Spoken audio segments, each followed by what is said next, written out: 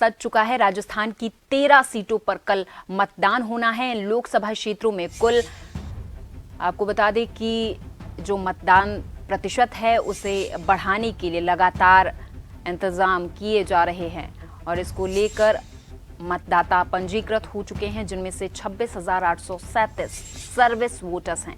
इन क्षेत्रों में पुरुषों और महिलाओं की संख्या हालांकि ज्यादा है और थर्ड जेंडर होता है उसकी संख्या बहुत कम है। 324 थर्ड जेंडर मतदाता पंजीकृत हैं। 18 से 19 वर्ष आयु के 9 मतदाता भी पंजीकृत हैं। उनमें 8,66,325 नव मतदाता पंजीकृत हैं। दिव्यांग मतदाताओं की संख्या 3,22,829 है और 85 वर्ष से अधिक आयु के 3,01,742 मतदाता हैं। पाली में सबसे ज्यादा 23,48,274 मतदाता पंजीकृत हैं। अजमेर लोकसभा निर्वाचन क्षेत्र में सबसे कम 19,99,399 मतदाता पंजीकृत हैं।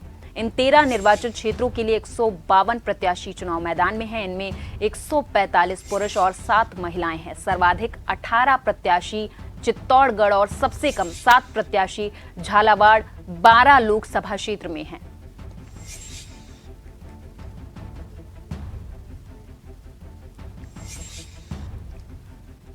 और हमारे साथ हमारे संवाददाता इस खबर पर योगेंद्र पंचोली फोन लाइन पर जुड़ गए हैं। योगेंद्र, आपसे समझना चाहेंगे कितनी टक्कर राजस्थान में अभी ये जो 13 लोकसभा सीटें बची हैं, जिसमें से 152 प्रत्याशियों के भाग्य का फैसला कल हो जाएगा, कितनी टक्कर यहां पर देखने को मिल रही है योगेंद्र?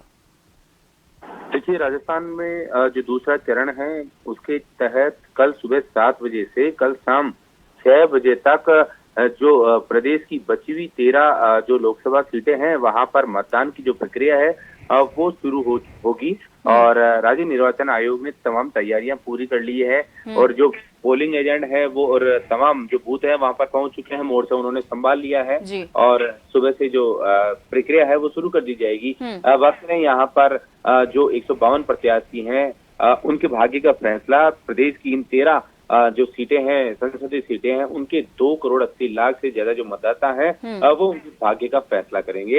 यानी पहले चरण में 19 तारीख को 12 सीटों के लिए मतदान हुआ था, वहीं अब कल जो बची हुई 13 सीटें हैं उनके लिए मतदान की जो प्रक्रिया है वो शुरू होगी और फिर 4 जून को तमाम जो 25 जो सीटें हैं उनके जो 112 और 152 जो अलग अलग प्रत्याशी हैं 25 सीटों पर, उनके जो भाग्य है उसकी जो पेटी है वो खुलेगी। जी बिल्कुल योगेंद्र, ये तो रही तमाम बात जो आपने हमें बताई, लेकिन आपसे ये भी यहाँ पर समझना चाहेंगे कि पिछली बार जो 19 अप्रैल को हुआ, जब प्रथम चरण का चुनाव चल रहा था, उस समय मतदाताओं में कहीं ना कहीं जागरूकता का अभाव दिखा। तो इस बार मतदाताओं को रिझाने के लिए, उन्हें बूथ स्थल तक पहुंचाने के लिए किस तरीके के इंतजाम किए गए हैं? देखिए, पिछला अगर 12 सीटों का जो वोटो परसेंटेज देखा जाए तो पिछले 2019 के मुकाबले इस बार इन 12 सीटों पर लगभग 6% तक वोटिंग जो परसेंटेज है उसमें कमी आई है और ये माना भी जाता है कि कमी आना यानी अगर लोग मतदाता जागरूकता की कमी भी देखी जा सकती है और अन्य परिस्थितियां भी होती है। लेकिन यहाँ अगर बात करें निर्वाचन आयोग की तरफ से तो तमाम तैयारियां की गई है लोगों के लिए छाया और इसके अलावा पीने का पानी और जो दिव्यांग मतदाता हैं उनके लिए होम वोटिंग जैसी वृद्ध हैं और 80 साल से ऊपर के हैं जो आ नहीं सकते, उनके लिए होम वोटिंग करवाई गई।